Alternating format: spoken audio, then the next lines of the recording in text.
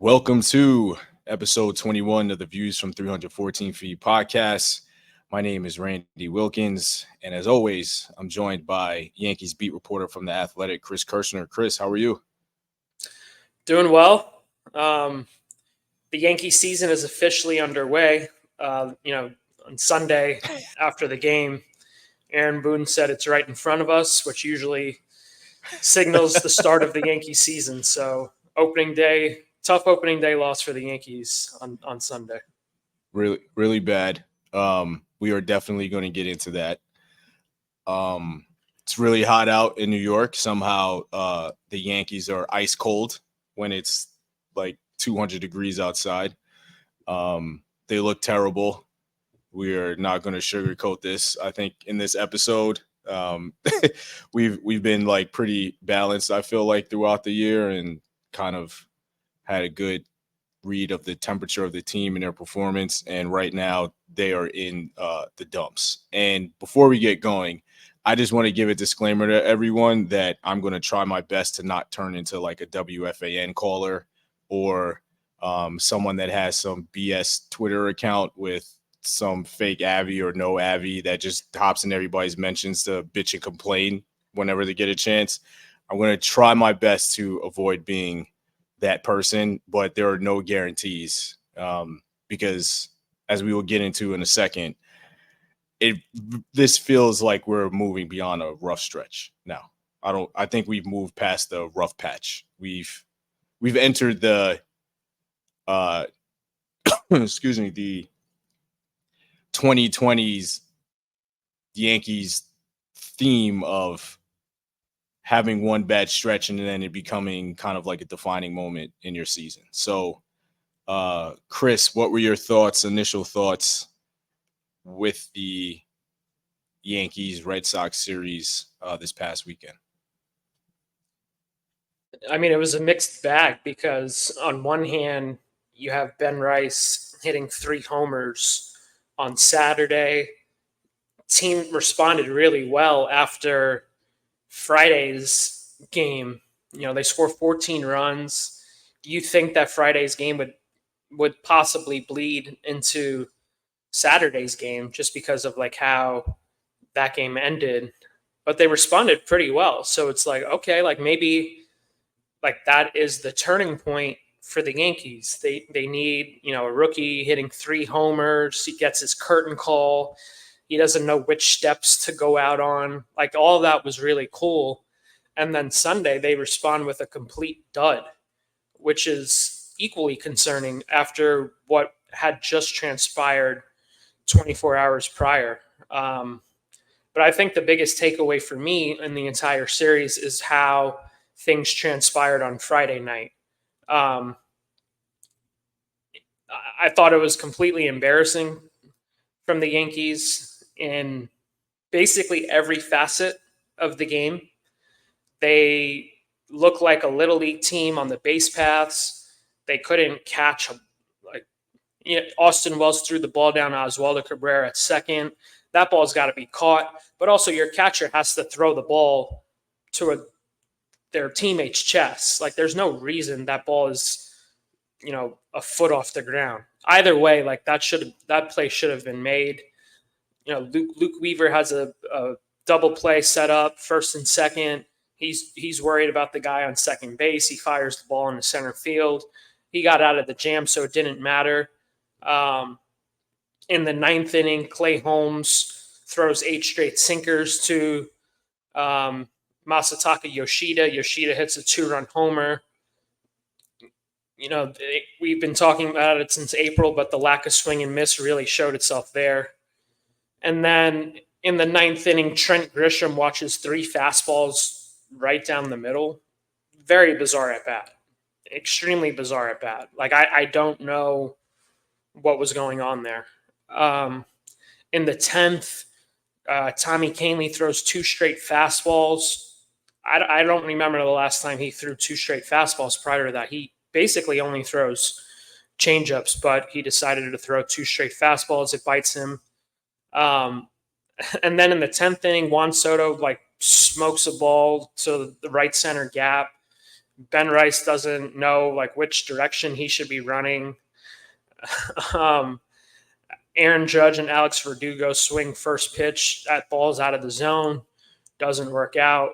Oswaldo Cabrera grounds out weakly to first base. And then I thought the answers after Friday's game were embarrassing too. Truthfully,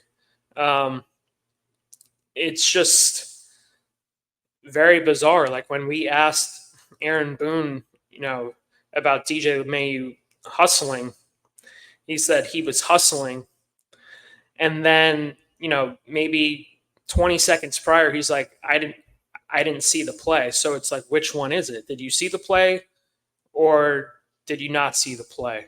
And then Anthony Volpe says he thought the ball was foul, even though he was looking at the play the entire time. It's like, what? Like, Yeah. what are we doing here? It's like the ball, like you're not, baseball players don't throw the ball around the field after a foul ball is called. And the umpire signaled fair ball immediately. So it wasn't like it was like a delayed call by the umpire. Like he called it immediately. And Volpe's still like 40 feet away from home at the point when the umpire signals fair ball. And then Volpe says he thought it was foul. LeMahieu's not available post game to speak with reporters because he's getting treatment. It's like what are we doing here? Come on, like where's the accountability? Just like own up to mistakes. Like if people just owned up to mistakes in all facets of life, we would be better off. But like the stuff they were spewing after the game, it's like, are we stupid? It's like what's the point of like talking with them if they're just gonna like blatantly say stuff that just makes zero sense and can be seen as a lie. I'm not saying they're lying, but when you say stuff like that, you're gonna open up yourself to the possibility of many people who pay money to see this team going to be like, what? Like they're lying. Because if you watch DJ get down first base on the possible double play ball, and you've watched baseball for this is your first season watching baseball, it's like, come on, man. Like we can see that he wasn't hustling down first base. And then the next day, Boone doubles down on DJ hustling. He said something about like, I saw like an athlete trying to get into form of being a runner. Running it's like, form. I've never even heard of, what does that even mean? Right. It's horrible. Like, this guy's under contract for 2 years and he's struggling to get into running form. You're right. And he's under contract for 2 more years. So if he's struggling now, what's it going to be in that second year of that contract? It's like, come on, man. Like just say, can't like, it's just annoying that like sometimes they feel the need that they can't be straight up, even though all of us have eyes and are watching the games. It's very frustrating, especially from a reporter's perspective, because it's like the only thing you can do is quote them and say, this is what they said. I can't say like they thought this, like they said Right. this, so I have to say that's what they said. Right. Even though it all of that just didn't make any sense to me or the other reporters in the room. Well, thankfully, in this instance, I'm not a reporter. So I'm one of the people that believe Aaron Boone was blatantly lying. I don't think he's a liar. I don't think that's his character. I think as a human being, he has high character. But in that instance, he was lying. And I feel more than comfortable saying that. And then to double down on it the next day and talk about running form is even more absurd. I mean, you had time to look at the play, you had time to look at LeMahieu, and then that's the response. It's unacceptable. Like, and this goes to the conversation that we had during our live stream on YouTube on Friday. And for those listening, I thought we had a great conversation where we were talking about the importance of culture, not just for the Yankees, but in general. And you made the totally valid point that I also agree with, that this ultimately comes down to production. And while in agreement with that, I think it extends beyond that in terms of performance, how you navigate adversity, and how you can have a consistent level of play that puts you in a position to win every day, which is something that I think they were doing for the majority of the season. Like we talked about it many times, how in many of these games up until this like real bad rough patch, they've done the things to give themselves an opportunity to win. But now, because they're in a rough patch, they've totally gone away from that. Not just like performance wise, but now with effort, now with accountability, all these things that have popped up in the past are popping up again. And we've said for a couple weeks, it's the ebbs and flows of the season. These things happen. But Friday night to me is a turning point, and it's an inflection point for this season and for this team. And quite frankly, for this organization. Like, I don't think that it's too hyperbolic to say that that game will be a defining moment one way or the other for this team. They were that bad. They were terrible. And it was both performance, but it was also the other things that we talk about, or I talk about, with culture. And this is also coming off a sweep by a team that isn't good. So you were swept by a bad team at home, and then you're the next day against your rivals with a big crowd. That's the performance that they put out there. And to me, now it's alarming. We've gone past this is the ebbs and flows of a season. Now we're in the territory of questioning the character of this team, and I think it's totally valid because it wasn't just Friday.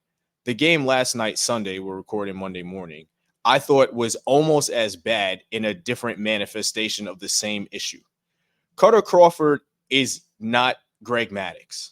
Like, you will never confuse Cutter Crawford with Greg Maddux. It is unacceptable for your lineup to let Cutter Crawford, who has not pitched well in a while, to carve you up to the tune of 63 pitches in 7 innings. Like, if you want to leave and you don't want to be there, just give the game up and go home. Like, get on the flight to Tampa and just go to Tampa and reset. Use your off day to reset. But those were some of the most ridiculously uncompetitive at-bats that I've seen from this team in a while. Like, all of them. Soto was swinging first pitch. Judge was swinging first pitch. Volpe, you go Verdugo. Like, it was the entire lineup. And I understand that, like, when a guy throws strikes, you don't want to fall behind. But it's not like he has this devastating arsenal either. And it's not like he was overpowering. He only had like 3 or 4 strikeouts in 7 innings. So, like, there isn't anything telling you that this guy's just on and you're just not going to have a good night. Like, Cutter Crawford wasn't that good. So it's like, what is happening with the approach? What is happening with the effort? And what is happening with, like, the competitive character of the team? Like, that's the thing that's bothering me now. Like, yes, the lineup is short. Yes, there is like a talent shortage in certain spots. All those things are true. We've talked about it. But, like, that has nothing to do with DJ LeMahieu not hustling. That has nothing to do with Austin Wells being unable to throw the ball 90 feet to second base, or Ben Rice not knowing where the ball is and you're at second base, or Anthony Volpe not running, or Anthony Volpe not hitting, like, not doing anything. Like, at some point, this becomes a larger issue, and this is where Boone comes in for me.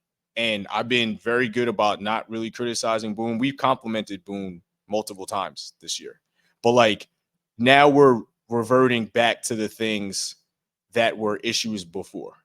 And I said on the live stream, ever since that 2020 season, whenever there's adversity, this team is ill-equipped to navigate its way out of it. And if I remember correctly, in that 2020 season, they had 2 10-game losing streaks surrounding a 10-game winning streak. And these wild swings on both ends of the spectrum don't make any sense. The Yankees are actually talented, despite what people like to say about them. Like, do they have 9 all-stars in the lineup? Of course not. Nobody does.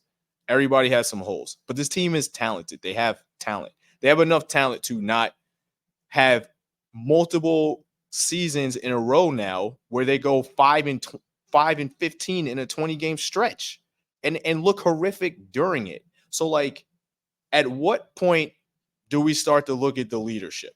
Whether that's Boone, Cashman, Boone, Howe, whatever. Like there's a precedent set now. This is a part of who they are.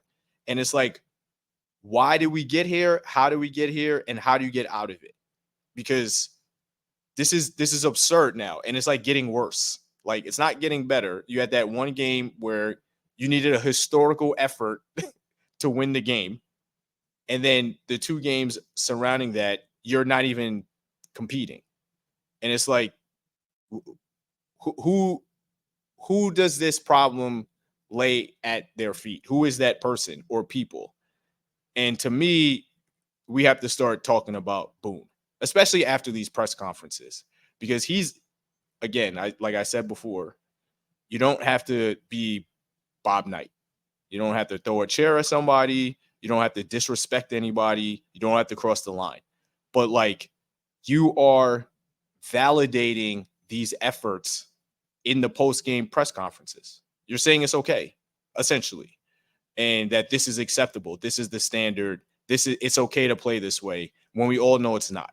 And it's like, something has to change. There has to be a shakeup somewhere with someone somewhere to like get out of this now. I wanted to go back to your point you made about them having the talent. It's like you expect these stretches with the White Sox, the Marlins, the Rockies. Like even if the Yankees aren't 100%, let's say they're 80%, 80% of their actual starters are in.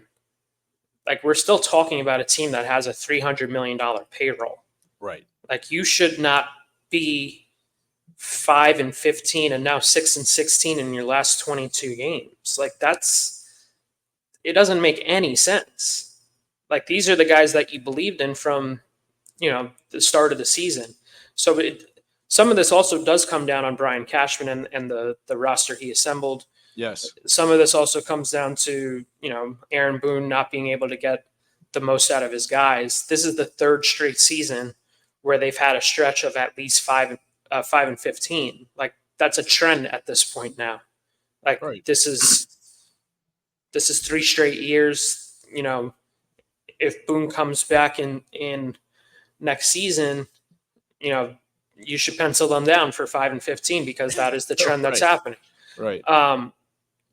It only happened 3 times, a 5-15 stretch for the Yankees from 96 to 21. So it's not like this is a reoccurring thing for the Yankees in their franchise's history and recent history. So that is certainly a problem. I just want to also add, they're doing this again with a lot of new players. So there's a consistency here that, you have like a bunch of new starters. You have Juan Soto, and this is still happening. So like, who's the common denominator here? Like, it's not hard to kind of start figuring out where this or who this comes back to. Like, and it could be more than one person. The one point I also wanted to make is, Aaron Boone was the manager when the Yankees were 50-21 this season. Yeah, he was. So do you give him credit for the 50-21 start as well? Or because I've seen obviously there's a lot of criticism right now of Boone in particular. It's like I feel like you have to do both. He was the manager for 50-21, and now, he's obviously the manager for the 6-16 stretch that they're on. So I hope that people are also thinking of it that way as well when it comes to the Boone discussion. We've given him credit. I mean, when it was happening, I'm not saying we haven't. No, I know. I'm just saying, like, we can only speak for ourselves, and I think we've been fair with Boone. Like, we've pointed out times where, like, he's done a good job during that stretch. But it's like,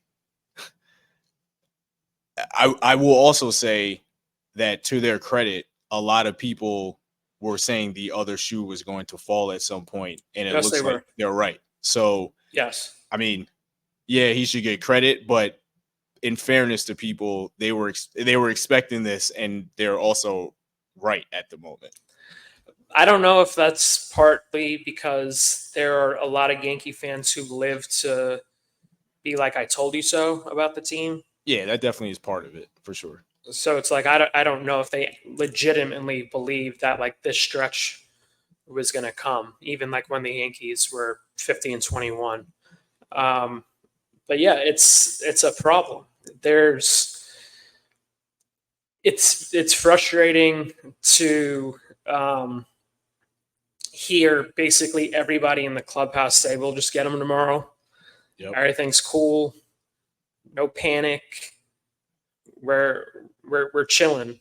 It's like that doesn't play for a fan base that wants some fire or some not finger pointing, but like reasons of like why this has happened for so long now. Like I asked Boone after the game, it's like this has been going on for a long time now. Like, why do you think this is happening? And Boone's response to me was like, yeah, we've had some like missed opportunities. Like it hasn't really been missed opportunities. They've been getting their asses kicked in a lot of these games during this stretch. Sure, like there are certainly some missed opportunities in some of these games, no doubt. Some of these games could have gone either way. Friday's game could have gone either way. Like the Red Sox also didn't play crisp baseball. Like either of those teams could have won. So yes, it's like a mixture of missed opportunities, but for the most part, they've been getting their asses kicked in a lot of these games. So there has to be something more than just missed opportunities. But that's what he pointed to. So I definitely get the frustration when fans are watching the post-game press conferences, reading the quotes, hearing what the players say, and Judge's, I don't know if fault is the right word, but he also uses a lot of this language too about like, we'll get them tomorrow. We have a bunch of studs in the locker room. That's his MO. That's what he's been since he's come up. But at some point, like you would like to see something different from him other than the usual. Well, okay, so I want to say something about that because this was kind of like a conversation on Twitter last night, and I agree with you, but I think the Yankees in general have like a leadership void beyond Boone and Judge. There is no Jorge Posada in that clubhouse. There's no Mariano Rivera in that clubhouse. There's no CC in that clubhouse. There's no Paul O'Neill in that clubhouse. There's no David Cone in that clubhouse. Derek Jeter gets a lot of credit for being the captain and kind of like being the face of that dynasty, and rightfully so. But there were a lot of leaders in that clubhouse. It wasn't just Derek. Like all that responsibility didn't fall on Derek. Like, and I know Jorge had a big part in policing that locker room. And you know better than me because you're there every day, but as someone that watches every day and is like pretty in tune with what's going on, they don't have a Jorge.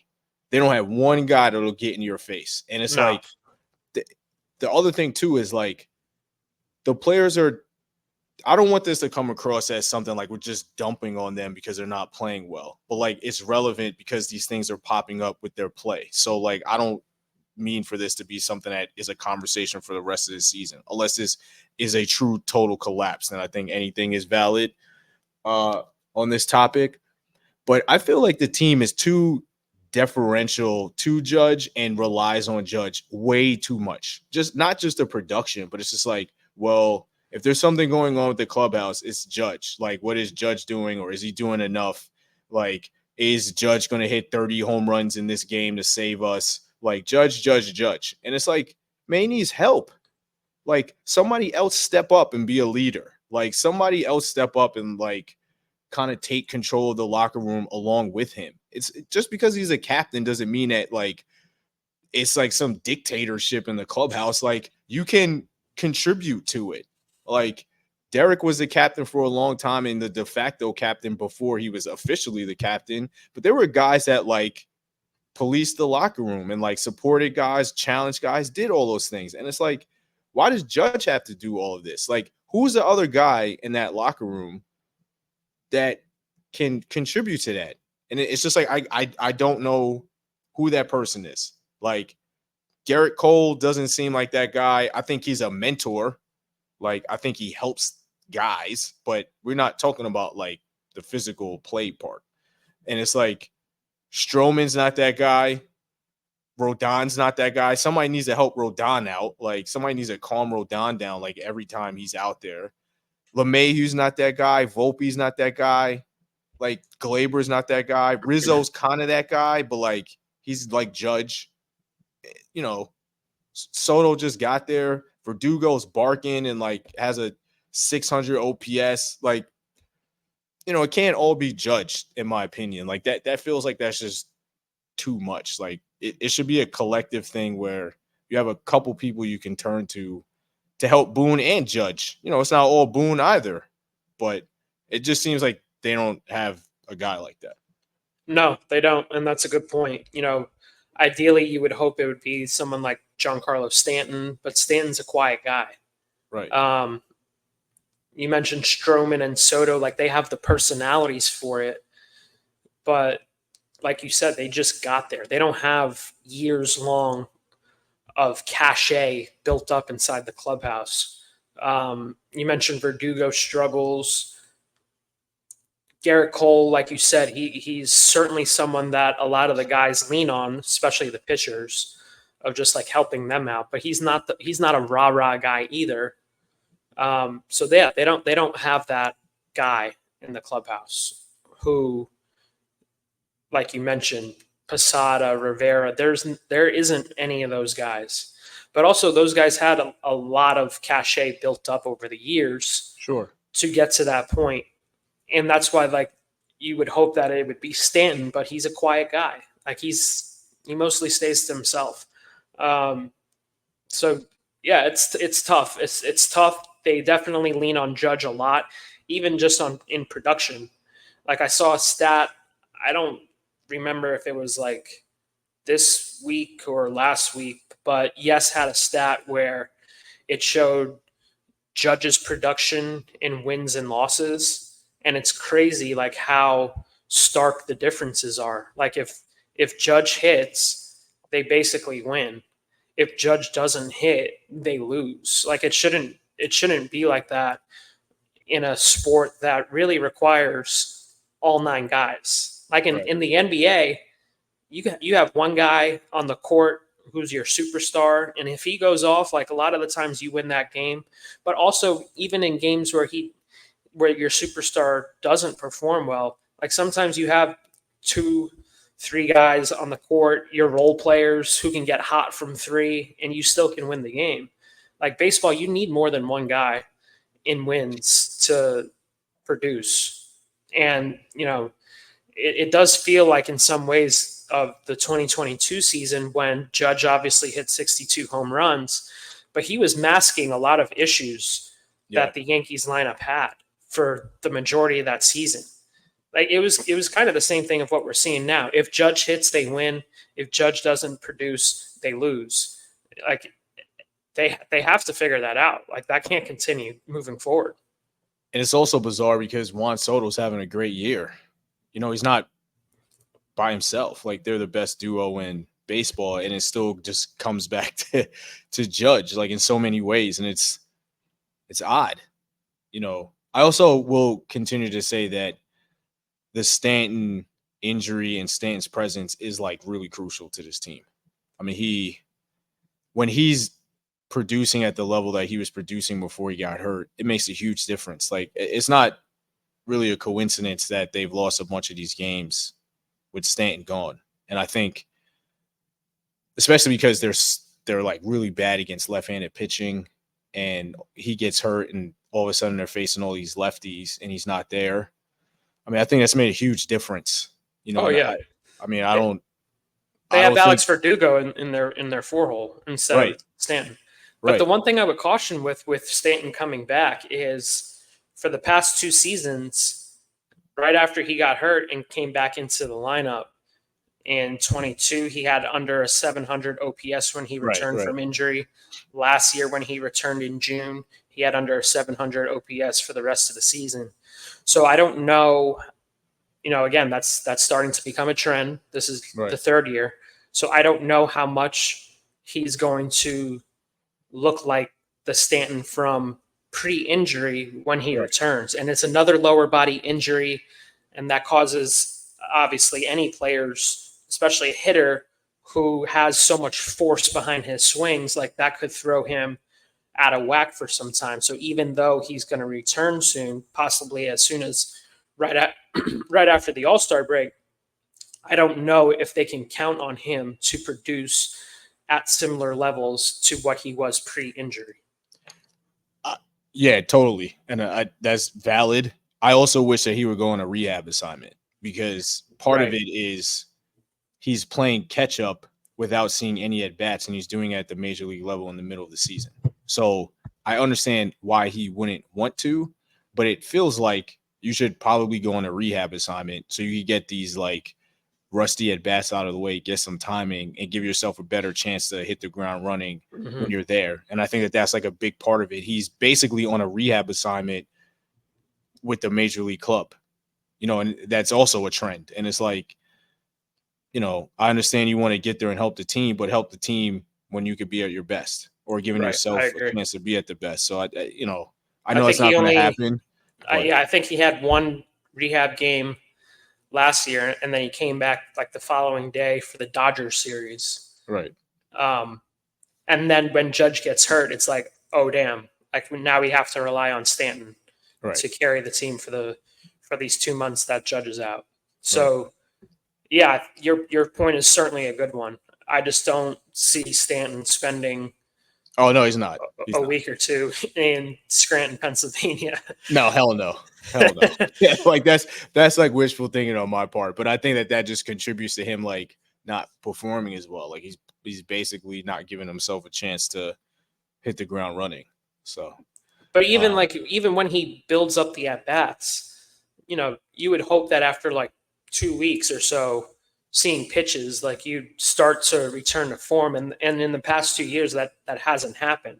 Last year he got hot, I think in like the final week or 2 weeks of the season, and he performed well in the playoffs. But there was 3 months of just like stands yeah, up, like yeah. he's gonna get out. Right. And All like right. they can't afford that right now with Stanton. No. Like they need him to, and it's a tough spot for him and the Yankees to be in, to rely on someone who obviously has such a unique swing, and now he's coming back from another lower body injury. So He I'd be cautious with that one. Do the minor leagues go on All-Star break when the majors go on All-Star break? Like, is this like everybody off at the same time? I don't know off the top of my head. I mean, if the plan is to have them come back after the All-Star break and the minors are still playing, that I don't know off the top of my head either, but maybe because they have the Futures game, they have a pause. But if not, I mean, that seems like the perfect time to tell them, hey man, like at least go to Tampa or go down with us, stay in Tampa and like have some at bats with these guys, and then we'll see you against Tampa, I think, out of the break. It's just I don't know, whatever. We'll see what happens. I just looked. They have the same All-Star break.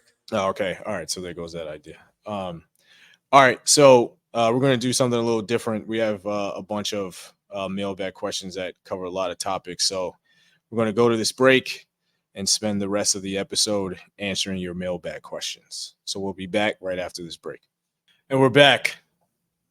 It's early mailbag time. We're just going to jump right into it because all of you have great questions, valid questions. So we're just going to try to get through all of them. I think there's some obviously more the subjects are going to some of the things that we talked about, but I think it gives us a chance to, hit it from different angles. So we will try our best to not be redundant here, but the questions are valid. So we'll start with Andrew Tweedy. The subject: no dogs to be found. I want to make sure Tim doesn't hear that. He might be offended. Hey guys, I just read Chris's piece from last night, properly eviscerating the team's performance. That was brutal. Their issues on the field are well documented at this point. So what I'm left wondering about is what's going on in the clubhouse at this point. At the beginning of the season, this year's version of the Yankees seemed to represent a massive shift in the clubhouse culture from years past. Soto, Verdugo, Stroman, all the barking and shit. Hell, even Boone seemed to be managing differently. There's been a newfound intensity until this awful stretch started a few weeks ago. No hustle, no intensity. That Stroman-Glaber incident summed it up pretty well. So, Chris, what's the clubhouse like these days from your perspective? Are they just giving the media lip service with all these BS quotes, but behind closed doors, there's actually more intensity and accountability? And where's judging all of this? Where do y'all see his responsibility as captain to shift the energy? I know like some teams like have players only meetings. You know, this is my second year on the beat. I don't think they've had one players only meeting since I've been here. I don't think they do that. I think they operate in what I was saying before. Like, we'll get them tomorrow. It's just a blip on the radar. 162 games, yada yada. Like, I think that's how they operate for the most part.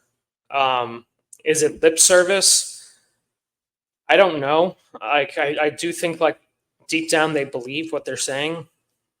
Like, you know, you can read people and all that. Like, I've been a sports reporter for 10 years now. Like, I know when, for the most part, when people are bullshitting. I don't think it's bullshit with them. I think they believe that. I think they believe that, you know, we're the Yankees. We're a really good team. We can beat anybody on any day. But they also think that because of how baseball is with the calendar of 162 games, I do think like they believe that any other team can beat them on a given day. Like, I don't think they have that like killer mindset of like, oh, like let me lick my lips. The Cincinnati Reds are coming to town. Yep. And they're under 500. Like, that's just how it is. So it obviously like needs to change moving forward. I just don't know how it changes like in the middle of a season. Yeah, I think something you said is like a crucial piece in this, and it's we're not looking at these teams as food when they come in here. Like, Cincinnati Reds should have been food. Like, they should have crushed those guys. And it's a series to get them out of their rut. Right. And the Cincinnati Reds are not good. And I'm not sure they always had that killer instinct. I think they obviously were playing well. I think that, you know, they kept themselves in games, but I don't think anybody could say with any kind of conviction that they exhibited like a killer instinct. Like, we're going to show up and we're going to destroy you. And then we're going to go home and come back tomorrow and do the same thing. Like, I don't think they gave off those vibes. Like, the Jeter teams for a long time, whether it was 98 or not, they had that vibe. It was like, and they could validate saying we're the Yankees. This team, the we're the Yankees thing needs to get out the window. It needs to get out of here. Like, nobody cares anymore. You're another team, to be quite honest. And you're only the Yankees because of like your predecessors. Right. The You're mystique. Right. This team has no mystique. They've accomplished zero. No. And their rivals, like the Astros, are the team that could say we're the Astros. I was just about to say, if the Astros wanted to say we're the Astros, like that probably has some power behind it. Like I was saying on the live stream, it's like if the Astros get in the playoffs, like the Astros, even though they haven't played well, they've had a lot of injuries. But if they get into October, like they can say we're the Astros and we expect to beat every one of these MFs. Yeah. Like the Orioles can't say it because I mean, they haven't won since 83 or whatever it was. The Yankees can't say it now because they don't do it anymore. There's nobody that can say that besides the Astros. So like the whole like we're the Yankees and it's the pinstripes, like that has to go. We're not there with you guys right now. You guys haven't won anything. So like just showing up with the pinstripes isn't enough. Like you have to earn that, and then you have to maintain it. And this team under Boone with Judge, they haven't done that. Like so that needs to go. So like the desperation and the urgency has to come back, and it has to be there every day. Like that was the thing about that 96 team that I remember vividly. And like I was where a lot of Yankees fans are now with that 96 team, that it was like, okay, maybe this is it. Maybe if they keep going, like maybe. But like looking back on it, that team was like determined every single day, whether they won or lost. They were like, yo, man, we're going to show up and we're going to compete, and you're going to have to beat us. Like the only way we're losing this is if you actually beat us. That was that attitude from the beginning of that season to the end. And it culminated obviously with a championship. Even when they went down to Atlanta, like they still were like, this is tough, but you're going to have to beat us to win this series. We're not handing it to you.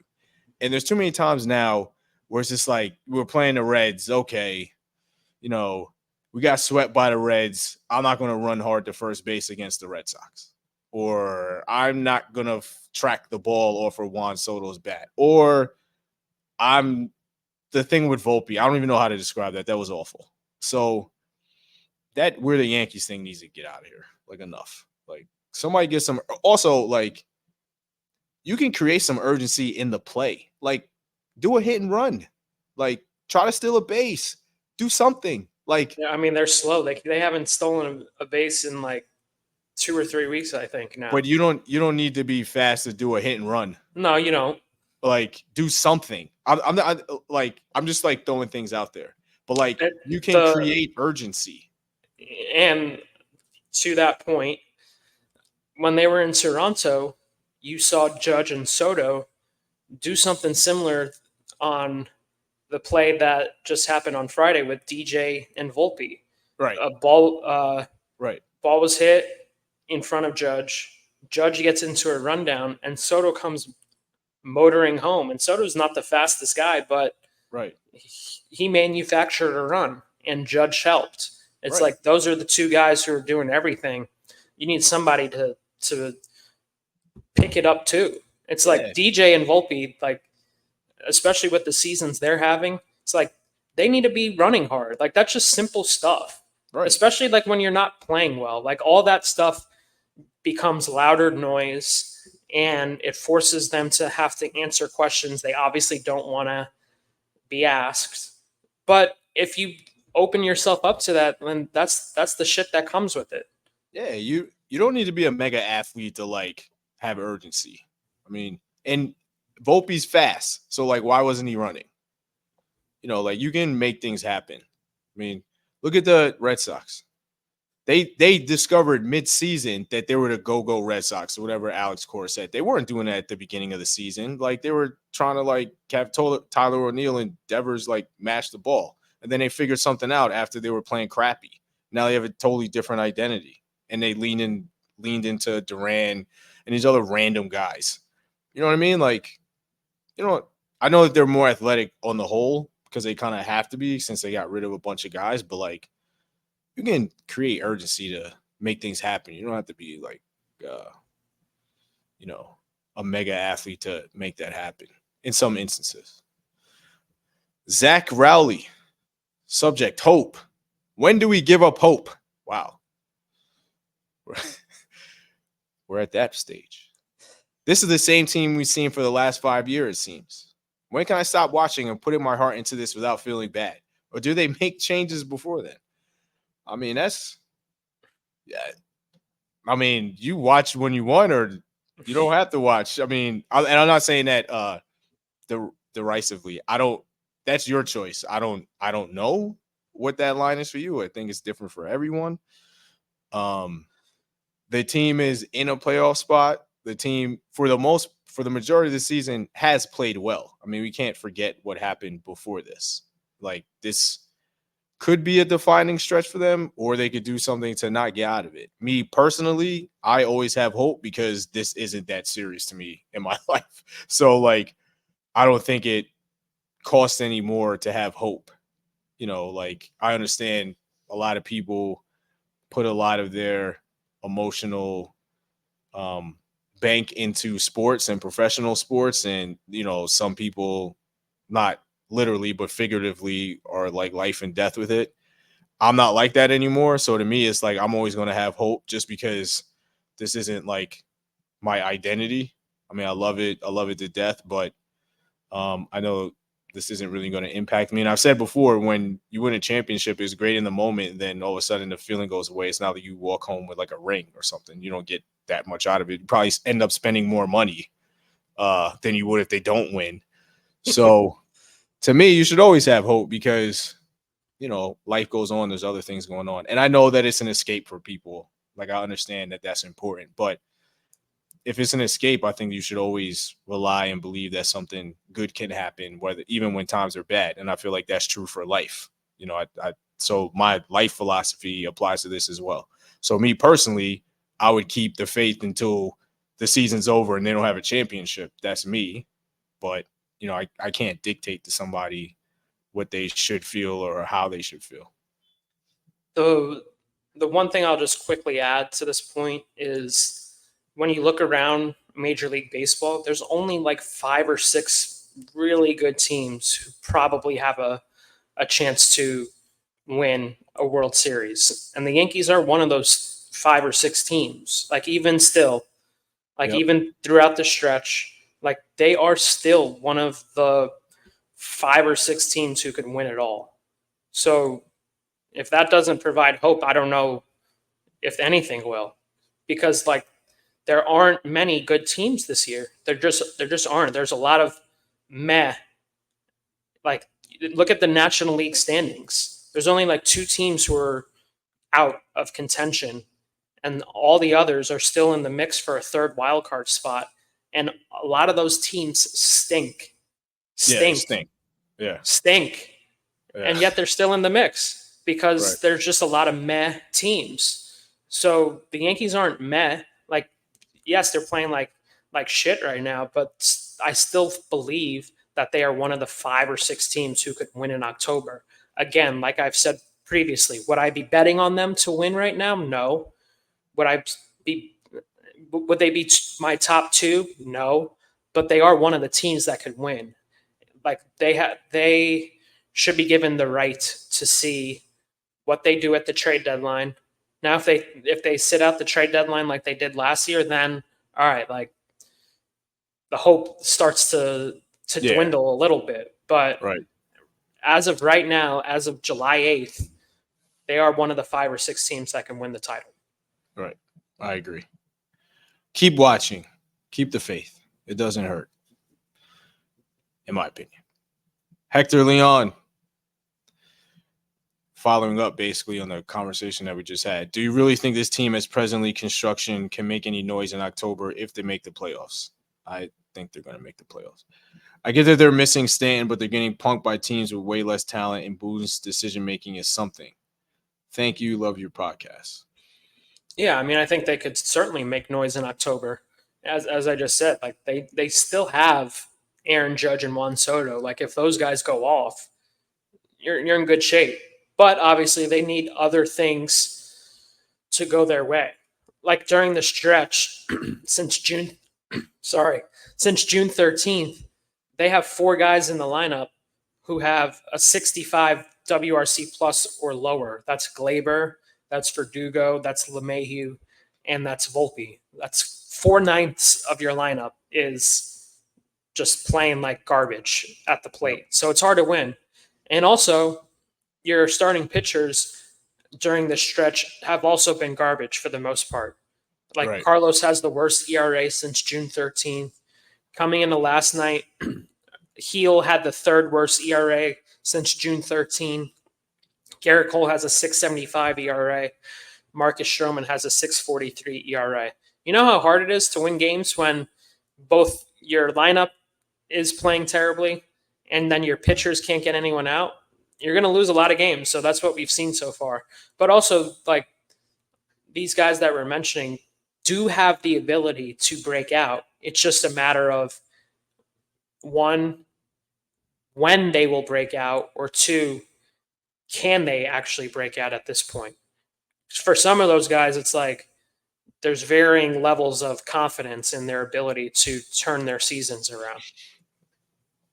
I will say to bring something positive, I thought Hill's performance was really encouraging. Oh, it was great. He looked really great. He looked really good. So I think you can hang your hat on that and feel confident that this really isn't like a physical issue. It really could have just been a mechanical thing, and it seems he had figured something out. His slider was fantastic. His changeup had a lot of movement. His fastball was much better. I thought he was really good. I thought the decision to keep him in against Devers was not a good one. I didn't think it was a good one. I don't even think he should have pitched the seventh. I don't think he should have even faced O'Neill. But things happen, and they didn't score any runs, so ultimately it didn't matter. But I thought Hill's start was encouraging. Cole needs to figure something out. I'm not worried about Garrett Cole, but I think after the All-Star break, we'll probably see like the real Cole. That's my hope. He can probably break down his starts and recalibrate and figure out like what he needs to do. And I think he'll be very wise with his time off and like figure things out. So, I mean, there are places where you can expect better performance. I think Heel pitching well is like a really good sign. I think Cole will be fine. Stroman and Rodon, I'm not sure because their metrics have kind of told us that they weren't pitching as well, even when they were going well. I think we have a question about LeMahieu. I think LeMahieu's done. Like he shouldn't be playing. Like, and I know that they don't really have anybody right now, but he's killing that team. Like he's killing that team. I feel bad saying that because I've been a LeMahieu fan since he's been here, but he's been horrific. It's not working. No, it's not. And he's apparently struggling to get into runner form. Yeah, out of the box. Yeah, right. Exactly. So if you literally cannot run out of the box, you probably shouldn't be playing. That's probably not a good sign. All right. Hal Gordon. Hello, Chris and Randy. I understand that it's probably a hard subject to expand, but I found the brief team identity discussion during the last live stream very interesting. Here we are, a third season in a row where they have a 5-15 20-game stretch, a blip in the context of 162 games, and yet its issues, whether it be pitching or more importantly, in my opinion, terrible hitting approach, seem to be A, the key reason for their postseason failures, or B, continue afterwards to end the regular season despite wins to salvage a winning record. Injuries are an important part of these losing stretches in terms of context, and yet to me it doesn't matter because we are seeing it for a third season in a row despite the talent this team continues to boast. I don't want to ask the basic WFAN question of is it the players, manager, GM, but how can you not think about it? Is this just the identity of the franchise now? Constantly succumbing to pressure so much that it somehow permeates from the players to the front office and vice versa. Sorry for the long rant question. Love the podcast and hope it continues for seasons to come. Thank you, Hal. Thank you. I mean, I think it's a combination of everything.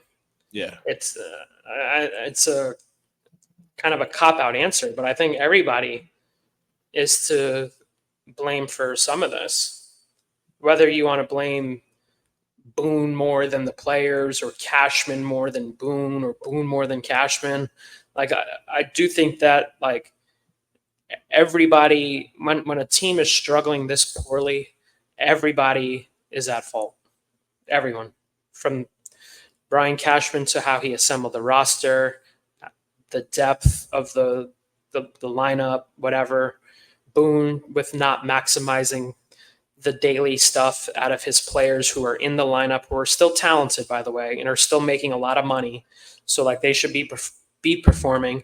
And also the players for not performing up to the expectations they have. Like, it's a combination of everybody involved in the decision making with the Yankees as to why they are struggling right now.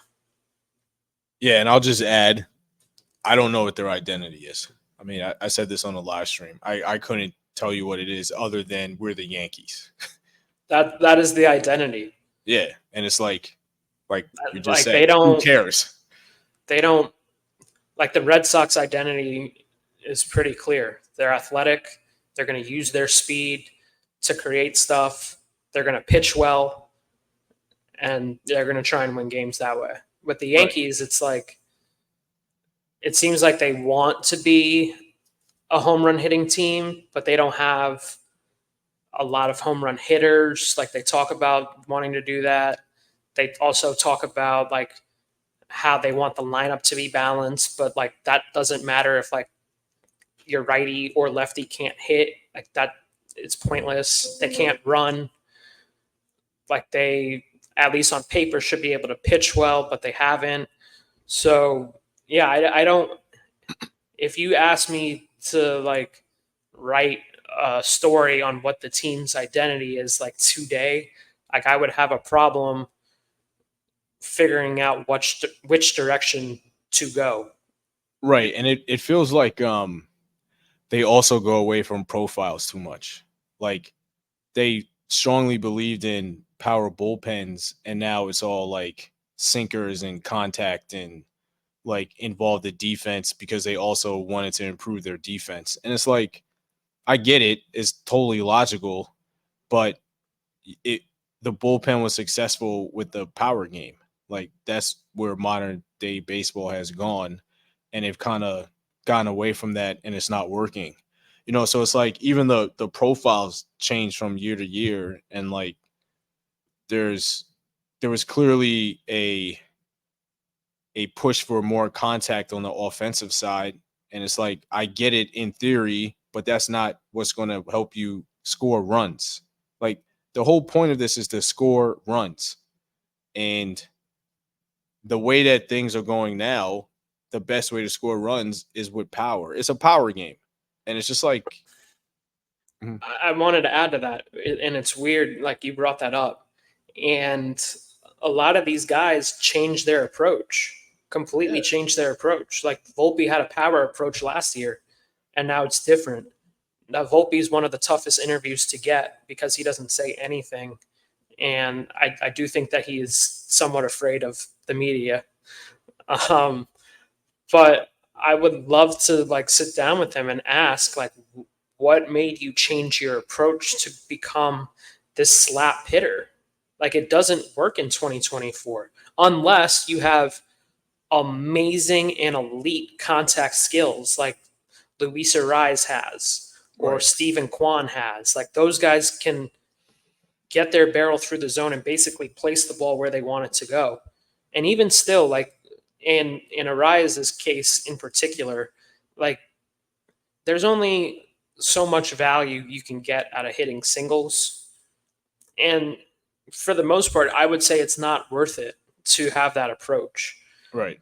But something caused Volpe, whether it's the team, whether it's him, whether it's his personal hitting coach, whoever told him that you shouldn't be hitting home runs anymore. Like you should be hitting the ball to right field and trying to find grass. Like that's just not a good strategy. Oswaldo Cabrera is kind of the same way. Like he was someone who hit homers in the minors and had the ability to pull the ball in the air. And he told me in a story earlier this season when he was watching Soto, he was like, I shouldn't be hitting home runs. And it's like, yes, you should be hitting home runs. Actually, Right. You should be hitting home runs. Like it's cool that like, Soto influenced you in some ways, but like you should still be trying to hit the ball in the air and over the fence. And Glaber's the same way. Like Glaber has become more contact oriented. And I don't understand like why a lot of these guys change their approaches to become more contact oriented. And then they traded for a contact oriented bat in Verdugo too. Right. So it's like you have a lot of like contact in your lineup, and a lot of the times like that doesn't work because stringing together hits in 2024 with pitching the way it is, it's hard to win games if you're not homering often and frequently. Yeah, I mean, look at the Red Sox series. They lost because of home runs, Yoshida hit the home run, and then there was a 2-run home run in the 10th. They won the game on Saturday because Ben Rice hit 3 home runs, and 2 of them were 3-run home runs. And they lost last night, Sunday, because they gave up home runs. I mean, that's the difference. And they're giving up home runs to a team that does not have power. Like the Red Sox are not some super slug team outside of Devers and maybe 1 or 2 other people. So it's like you lost these games because of slug, and you had multiple opportunities to score runs and have big innings. Nobody hit a home run on Friday and Sunday, and you lose the game. I mean, that's the game. It's a power game. Like, I understand that there's some allegiance and romanticism with how the game used to be, but it's not like that anymore. Like, even when we talk about having some urgency on the base paths, like, ultimately you still need to hit home runs. That's how you're going to win the game. I mean, the Red Sox series is a perfect example of that. The Red Sox won because they outslugged the Yankees. And it's like, you got to get back to that and stop searching for a profile that doesn't make sense for the Yankees. Like, if you're doing the whole we're the Yankees thing, then, stack your lineup with guys that are going to hit the crap out of the ball. And the guys that you do have that are capable of it, tell them it's okay to, like, hit the crap out of the ball. Like, it can't just be 3 guys just because they're big, old, strong guys. Like, you have more guys that can do that are capable of doing it. So lean into it. I mean, we've talked about that before when the offense wasn't, like, going great, especially at the early parts of the season. They weren't slugging. They slugged, and they were beating everybody. Now it's inconsistent. Now they're struggling again. So it seems like the Yankees got scared of striking out. Maybe. Just like coming into this year. It's like strikeouts are fine, especially like with as slow of this team is. Like, would you rather, all right, 1 out, runner on first, DJ LeMahieu's up, and he hits a ball to third baseman, 5-4-3 double play. Would you rather that or a strikeout? Like, strikeouts are fine. Like, it doesn't mean you're a bad team if you strike out a lot. And I think that's part of the reason why the Guardians are playing as well as they have. They were a team that prioritized contact. Now, coming into this year, they're striking out more and they're hitting the ball hard and in the air, and they're winning a lot of games. Like, it's okay to strike out. For whatever reason, like, it seems like the Yankees got scared of the strikeout. They have the let's see, 1, 2, 3, 4, 5, 6, 7. They have the 8th best strikeout rate in the majors. It's like, who cares?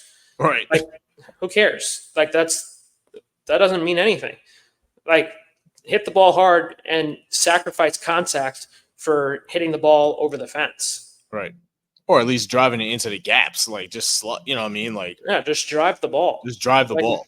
Stop trying to find grass. Right. Like, it doesn't work. Right.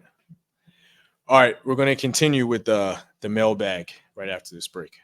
And we're back. Let's jump right back into the mailbag. Nathan J. Woodcock, Randy, Chris, hope you had a good weekend. Thanks for taking my email. My weekend was pretty good. First, I like to pride myself as a pretty rational person, and I try not to get reactionary. Obviously, the Yankees gave themselves a huge cushion with their hot start, but it is slowly dissolving. 12-18 over their last 30, 5-15 over the last 20, haven't won a series since KC, and haven't won consecutive games since June 12th. That's ridiculous. Outside of Judge and Soto, this lineup is full of guys with hitting in the low 200s with 600 OPSs. I generally don't see how this gets turned around without some pretty large-scale changes. I recognize this is a very bad stretch, but if a team gets Soto and Judge out, they have no chance. I think the starters will start getting some better results and bounce back after a rocky month. But as the Red Sox just displayed, if you get Soto and Judge out without a 3-homer day from Ben Rice, this team has no chance of going on any deep run. I just want to hear your thoughts, but I'm starting to feel like we could be witnessing a team that could be in third place in a couple weeks. I hope in October I'm looking back on this email and laughing. So this goes back to what we were talking about before the break. They have more than enough talent to support Judge and Soto. They need to start driving the ball. I mean, like, you can't have wholesale changes and expect them to change the entire team. One, you're not going to make that many moves. And two, ultimately your core is your core. So every team has to rely on their core. You're just bringing in pieces to add to it. So whoever's in that building needs to perform better. And a lot of that just comes down to hitting the ball hard and driving it. Like they're just not doing that right now for whatever reason. Maybe it's the way they're being pitched. Maybe it's like an approach thing. Whatever it is, it's not happening, and it's not happening with enough consistency. But they have the guys that can do it. We mentioned Volpe, Glaber can do it, Verdugo can do it. Stanton will be back. Like you have Ben Rice, but I think there are people there that can support Judge and Soto. They're just not doing it right now. And as far as like them being in third place, maybe. I mean, I the Red Sox are okay. Like I think they pitch well and they have a couple good players and they found their identity. But like, unless they really add players, I think they are who they are, and I think they're playing good baseball right now.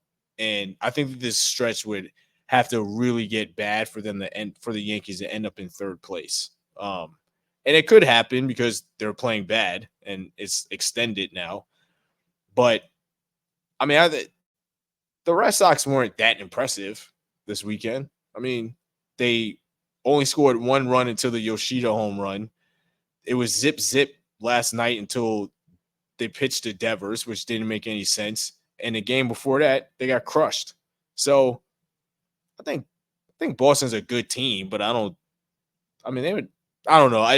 Me personally, like the Yankees would really have to fall off a cliff for them to be in third place like in the next couple weeks. And maybe that will happen. Maybe this is like who they're going to be the rest of the year.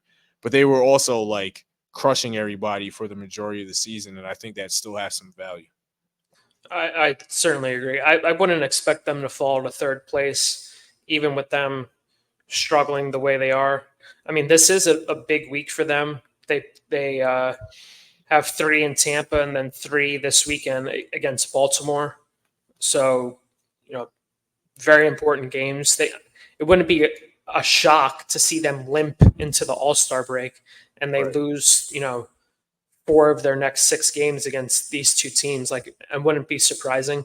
It wouldn't be surprising to see them go 1-5, truthfully. Right. But they also, like you said, they do have the talent to end this week 4-2 or 5-1. Like they have the talent. It's just, can they actually put it together for multiple days in a row like they were doing in the first half of the season? I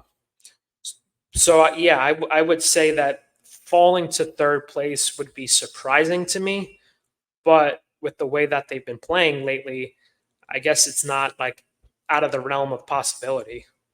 Yeah, I mean, I think it would have if they fall into third place is because they fell off a cliff, not because Boston is like some great team, in my opinion. I don't think that Boston team is that good. I think they're playing well, but I think they have a very clear ceiling that eventually at some point, unless they make a bunch of moves, like it'll reveal itself. And I could be wrong, but that's how I feel today on July 8th about Boston. Derek Albin. Derek, one of the OGs of the Views from 314 Feet blog, one of the co-founders. Shout out to Derek. Hope you're well. Hi, guys. In your opinion, how bad would it have to get for the Yankees to let Boone go midseason? Does his contract status, I think a club option for 2025, but not positive, affect the decision in any way? Yeah, he does have a club option for next season. I mean, my answer to this would be they didn't fire him in last season when the team was really bad. The team was bad, and they let him continue coaching. So I would be stunned if they let him go during the year, especially they're 18 games over 500. Obviously, again, they're not playing well right now, but it seems like the Yankees, well, and not seems, they do operate of letting the coaches finish the season without any change. Like last year, or was it last year? Yeah, last year they fired Dylan Lawson in the middle of the season, and it was the first midseason coaching change since Brian Cashman became general manager. So if we're going off of 2+ decades worth of information, and granted, the Yankees were good during a lot of those years. But if we're going off of that, it would be a complete shock and out of nowhere if Boone was let go during the season. And they can also just have a clean break from him if they want it after October. I think that they would have to have a total and utter collapse with their guys healthy for him to be fired before the end of the year. I mean, I think And I'm something, talking like 20+ games under 500. Yeah, like it has yeah. to be it would have to be extreme. Yeah, like they would basically not have to win for the next month and a half, and then like something crazy like that for them to fire Boone. I don't think Boone's going anywhere, which is why I don't really get into the fire Boone conversation. I don't think he's going anywhere, Again, at least for this year. Yeah, and like if they wanted to, and if this season, turns out to be a dud, like they have a very obvious way of breaking cleanly from Boone at the end of the season because they just simply don't have to pick up his option for 2025. Yeah, I mean, and then they can start their managerial search in the offseason. And with that said, I mean, Boone needs to perform better, whether he's here or not. I mean, I don't think he's getting fired, but he needs to change something up. It's not working. The whole "it's right in front of us" thing is tired and dead and should be buried. Brian Lomax, what now? Good evening, Randy and Chris. First time, long time. Appreciate the podcast and your perspective, especially as someone who follows a team daily but recognizes that you cannot live and die with a team on a daily basis and have it good for you mentally, spiritually, or physically. I totally agree. I'm sitting here after another series loss. Swoons happen, bad baseball happens. Sometimes it happens for a while. I can't help but wonder if there's more to it than the Yankees just having a number of players who are either past their best or simply limited despite being at peak age ability. I watch Aaron Boone's day-to-day, and while I understand how difficult it is to manage in New York, let alone play, I can't help but wonder if his relentless optimism and protective nature concerning the players has fundamentally altered the culture of this team in a way that is now irreversible. I'm not one of those dudes who needs the manager to yell at players or anything like that, but it feels like Boone himself has to do something different, and maybe does behind closed doors. I don't know. But I think something about his approach publicly needs to change. Telling us it's right in front of them in the midst of a third straight season where the season starts going the wrong way just feels like asking us to ignore what's actually right in front of us. I don't expect Boone to be fired. I don't expect anyone to be fired, but I do wonder if there's now lack of accountability within the team and organization as a whole that has tainted this group of players with no solution currently existing as things stand. I hope I'm wrong because that's a terrible place to be. Thoughts? Appreciate you both and keep this going a great listen for us fans. Thank you, Brian. I heard before the season began, I was talking with someone, and they said in all of Boone's years that he's only chewed out a player like you can count it on your hands. Like that's just not how he operates, even behind closed doors. He'll get on guys, but chew out and basically curse out. It's only happened a few times. It's happened recently. I won't name the player. I know the player. But it hasn't happened often because, again, like that's just how he operates. He's been in baseball basically since he was a baby. So I think he believes that baseball, what comes with it, are a lot of ebbs and flows. Now, whether that's a good or wrong way to think when you're a manager, especially in this media market with a fan base that expects a lot. I don't know if that plays well. Like maybe that plays well in Kansas City, but in New York, like it's different. So I wouldn't expect Boone to change his ways when he's been doing this and he has seen from his father managing. Like that's just how he is. I don't think he's going to change, especially in the middle of the season. Yeah, I don't think he's going to change either, and I think it hurts the team, to be quite honest. And again, this might be recency bias, but I don't think it is because this has happened since Boone has been here. The press conferences, the post game press conferences over the last 3 days have bothered me. Um, and I thought about this last night. Much to the surprise of people that don't actually live in New York City and don't actually know the identity of this city, this is a blue collar town. Like, there are a lot of people that work municipal jobs, they have blue collar jobs, sanitation workers, subway conductors, bus drivers, um, teachers, carpenters, construction workers. There are a lot of people that have blue collar jobs in New York City. This is not like, I know that the whole like coastal elite thing is a term that's often used in politics, but that's not actually accurate for New York City. And yes, there are other like industries here that are white collar, and obviously that drives a lot. But at its core, for a lot of New Yorkers and most native New Yorkers, even like transplants, know a bunch of people that work blue collar jobs. So, like, with that identity, there is a demand for hard work because that's what people do every single day here. And there's accountability because your job here in a blue collar town has accountability. If you don't do X, Y, and Z, they will fire you. Like, there's no ifs, ands, or buts about it. They will find somebody else to replace you. That drives and informs a lot of the way fans here view their sports teams because it's a reflection of how their everyday lives go. And again, being a blue collar town has a lot of value here, as it should. That's what basically makes the city run. Like, even the food service industry, that's a blue collar job, unless you're the guy or woman who owns the restaurant or the bar. That's a blue collar job. A delivery guy, that's a blue collar job. So, like, to constantly not be in line with that attitude as the manager of the Yankees is frustrating to me. The LeMahieu explanations are offensive. Like, I've been trying to like be calm about it, but like, it's offensive.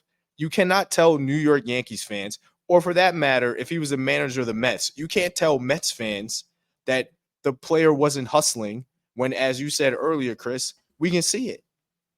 And then you certainly can't double down the next day and say it's about poor running form or trying to get in a good running form. People aren't going to buy it. And like, I understand his upbringing. He's like a part of like a big time baseball family. But as an adult and as a manager and as a leader, you have to be in tune with the area that you're in. You have to be like conscious of that. Even if you don't believe in reaming somebody out publicly, that is fine. Nobody is demanding that you do that and a step out of character.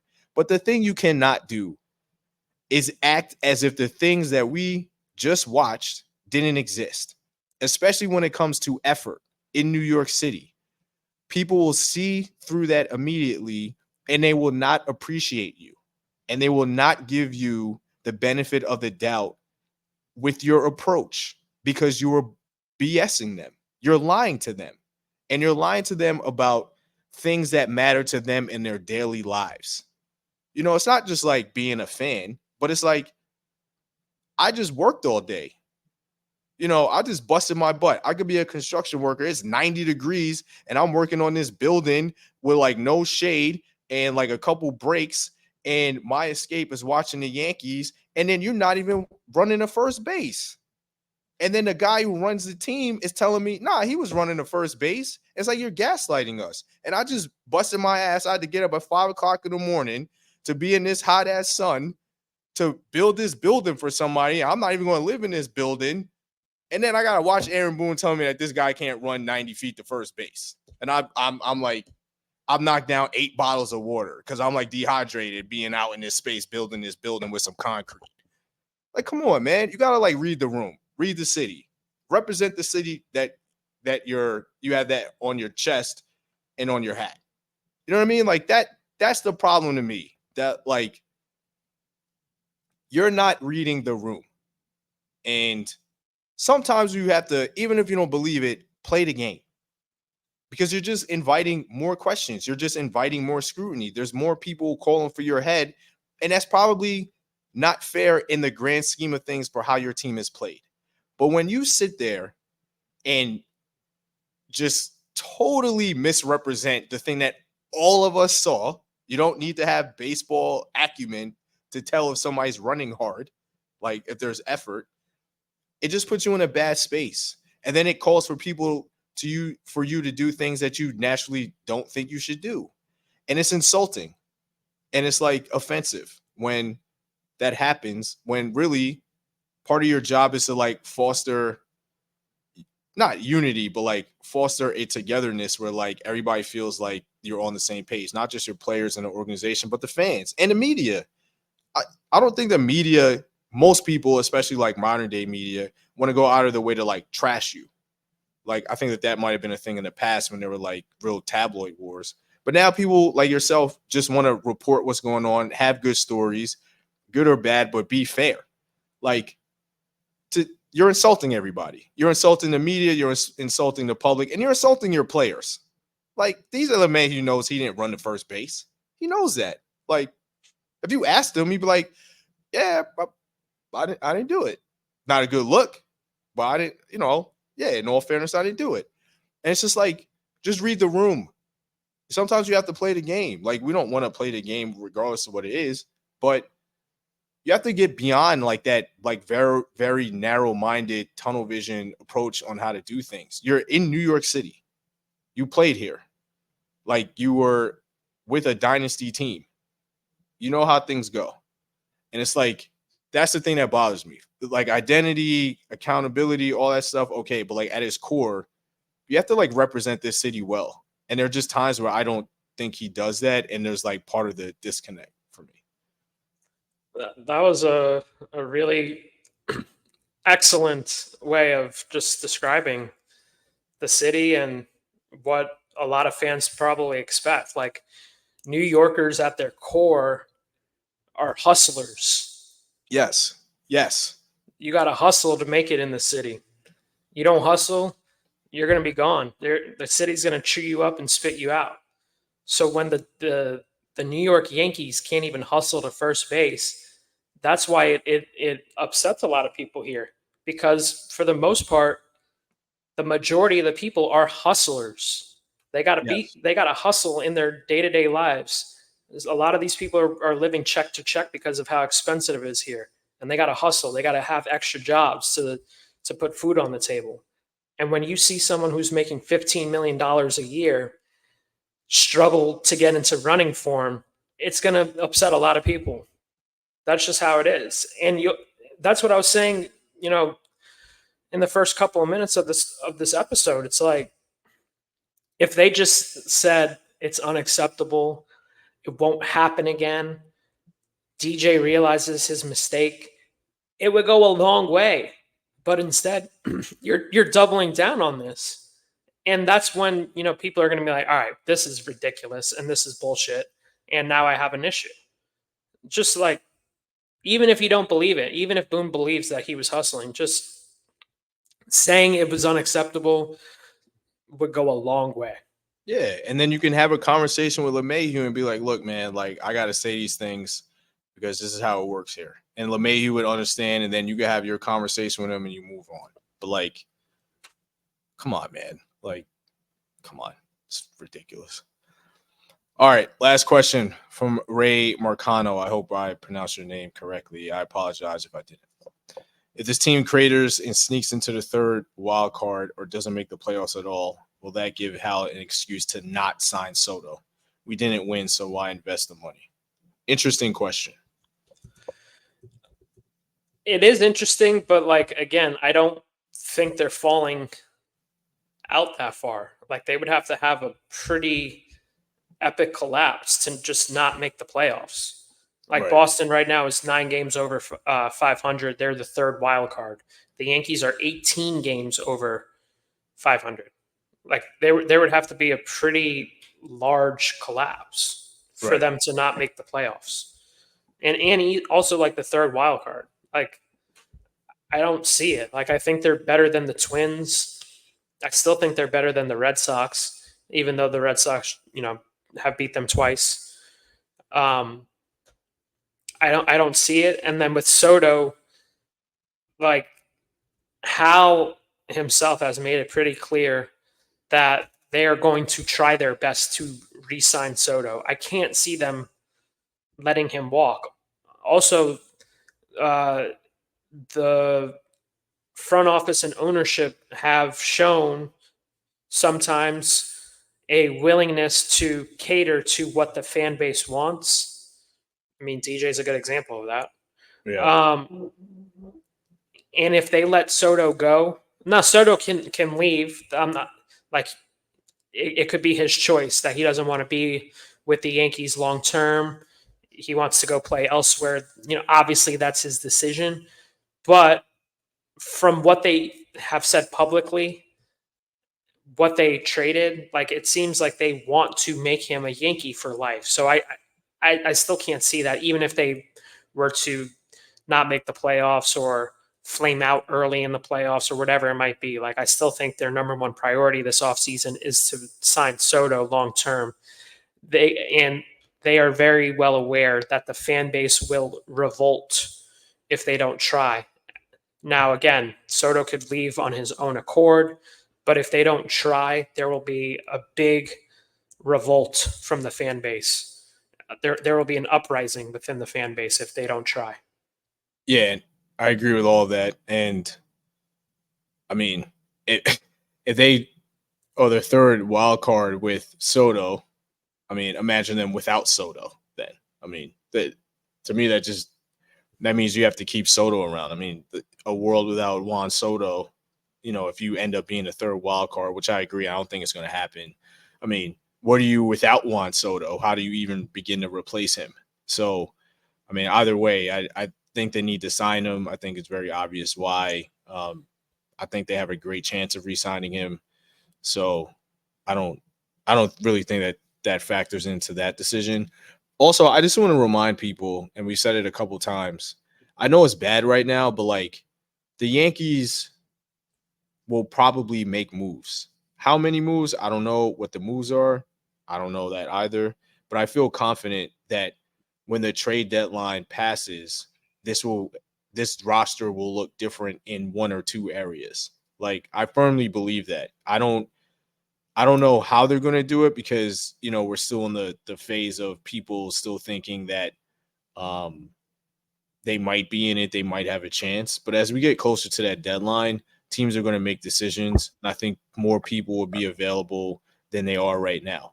So I firmly believe that this team and this organization is going to make moves, and this will be an improved roster after the deadline.